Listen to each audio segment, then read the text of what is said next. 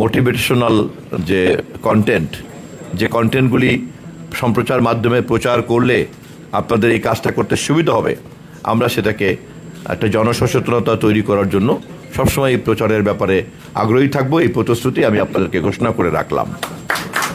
রাজনৈতিক সংস্কারগুলিকে যথাযথভাবে সম্পন্ন করা, আমাদের সরকার, আমরা ইতিমধ্যেই এই কাজে হাত দিয়েছি। মহান জাতীয় সংসদে সরকারি দল এবং বিরোধী দল আমরা এ বিষয়ে ঐক্যমত পোষণ করে করে এগিয়ে চলছি। আমাদের নেতা দেশনায়ক তারেক রহমানের যে স্লোগান সবার আগে বাংলাদেশ, সেই স্লোগানের সঙ্গে প্রবাসে কর্মসংস্থানের যে সুযোগ, তারা এটাকে সমন্বিত করার উদ্যোগ নিয়েছেন। আমি সে কারণে সরকারের পক্ষ থেকে আমি এই দুইটি সংগঠন এবং উদ্যোক্তাদেরকে আমি ধন্যবাদ জানাই।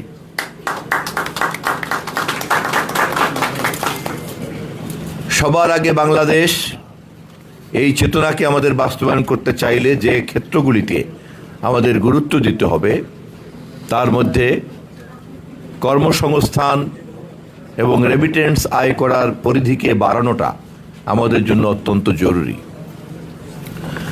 আমাদের দেশের অর্থনীতি এতটাই ভঙ্গুর, এতটাই পঙ্গু, বিগত সরকারের লুটপাটের কারণে আমরা এখানে একটা বড় বিশাল ঋণের বোঝা নিয়ে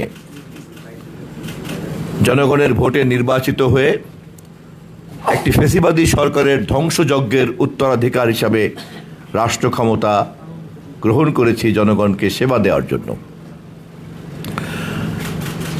এবং সেই পরিস্থিতি আমরা কম বেশি প্রতিদিন মানুষের সামনে তুলে ধরছি, কিন্তু অতীতের ভুলকে ব্যবহার করে আমরা নিষ্ক্রিয় থাকতে চাই না। আমরা অতীতের ভুলগুলিকে চিহ্নিত করে সেখান থেকে শিক্ষা নিয়েই আমরা আমাদের ভবিষ্যৎ পরিকল্পনা নির্ধারণ করতে চাই। মাননীয় প্রধানমন্ত্রী বলেছেন, আজকের পত্রিকাতেও আপনারা দেখবেন, আমাদের সামনে এখন 3টি বড় চ্যালেঞ্জ।